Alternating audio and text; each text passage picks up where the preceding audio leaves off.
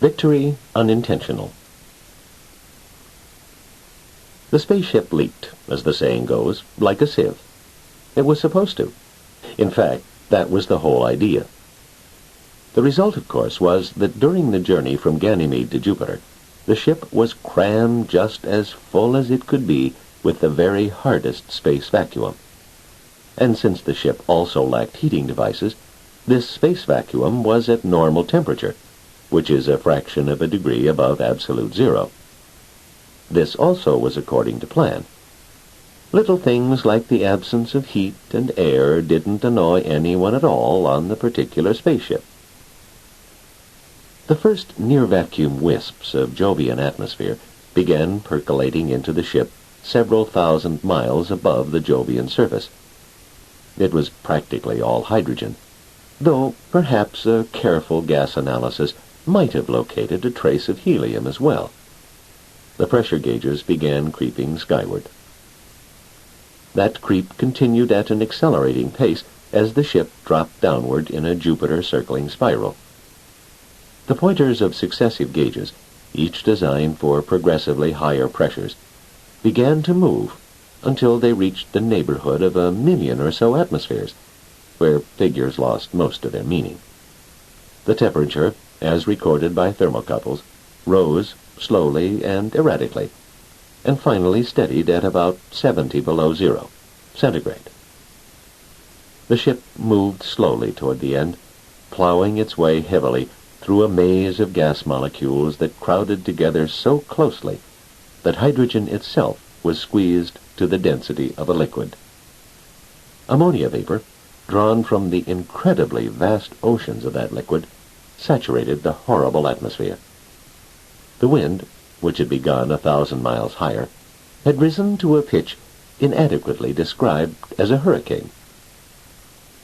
It was quite plain, long before the ship landed on a fairly large Jovian island, perhaps 7 times the size of Asia, that Jupiter was not a very pleasant world. And yet the 3 members of the crew thought it was. They were quite convinced it was. But then, the 3 members of the crew were not exactly human, and neither were they exactly Jovian. They were simply robots, designed on Earth for Jupiter. ZZ3 said, "It appears to be a rather desolate place." ZZ2 joined him and regarded the wind-blasted landscape somberly. "There are structures of some sort in the distance," he said, "which are obviously artificial. I suggest we wait for the inhabitants to come to us." Across the room, ZZ1 listened, but made no reply. He was the first constructed of the 3 and half experimental. Consequently, he spoke a little less frequently than his 2 companions. The wait was not long. An air vessel of queer design swooped overhead. More followed. And then a line of ground vehicles approached, took position, and disgorged organisms. Along with these organisms came various inanimate accessories that might have been weapons.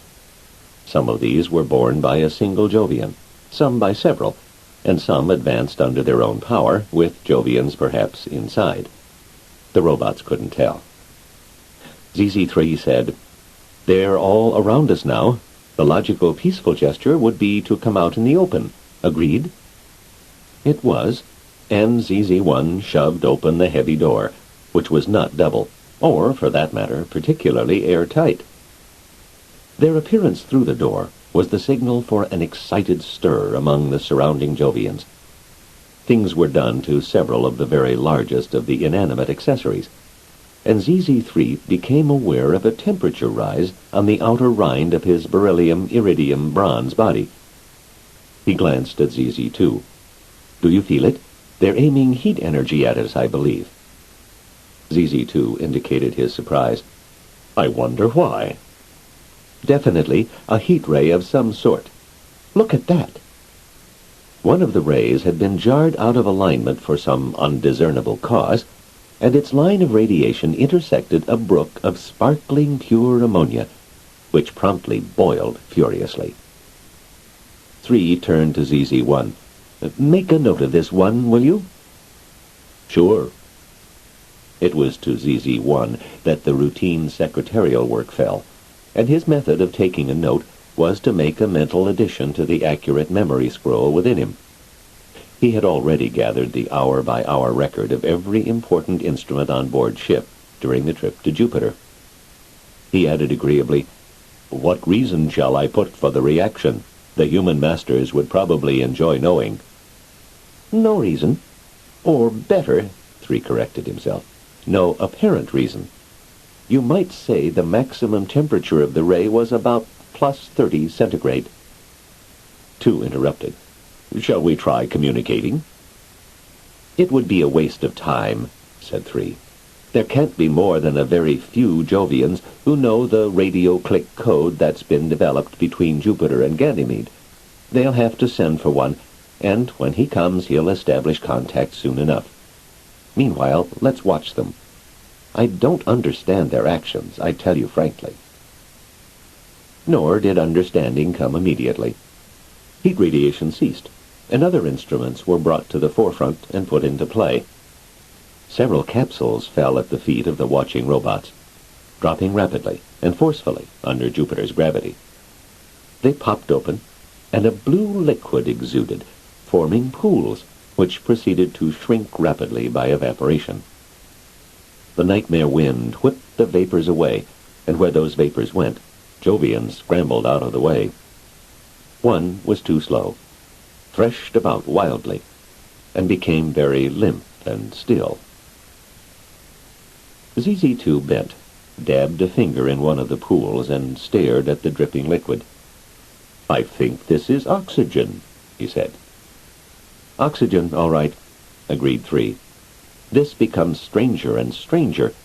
It must certainly be a dangerous practice, for I would say that oxygen is poisonous to the creatures. One of them died." There was a pause, and then ZZ-1, whose greater simplicity led at times to an increased directness of thought, said heavily, "It might be that these strange creatures, in a rather childish way, are attempting to destroy us." And 2, struck by the suggestion, answered, "You know one? I think you're right." There had been a slight lull in Jovian activity, and now a new structure was brought up. It possessed a slender rod that pointed skyward through the impenetrable Jovian murk. It stood in that starkly incredible wind, with a rigidity that plainly indicated remarkable structural strength. From its tip came a crackling, and then a flash that lit up the depths of the atmosphere into a gray fog.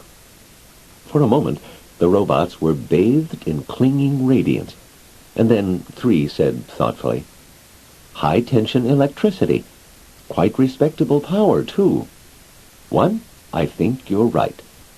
After all, the human masters have told us that these creatures seek to destroy all humanity, and organisms possessing such insane viciousness as to harbor a thought of harm against a human being," his voice trembled at the thought, "would scarcely scruple at attempting to destroy us."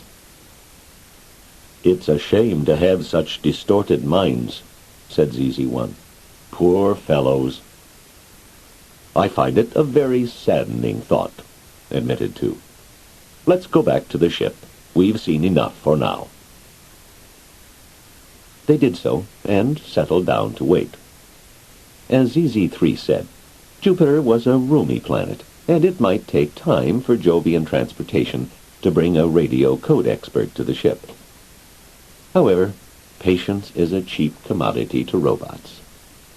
As a matter of fact, Jupiter turned on its axis 3 times, according to chronometer, before the expert arrived. The rising and setting of the sun made no difference, of course, to the dead darkness at the bottom of 3,000 miles of liquid dense gas, so that one could not speak of day and night. But then, neither Jovian nor robot saw by visible light radiation, and that didn't matter.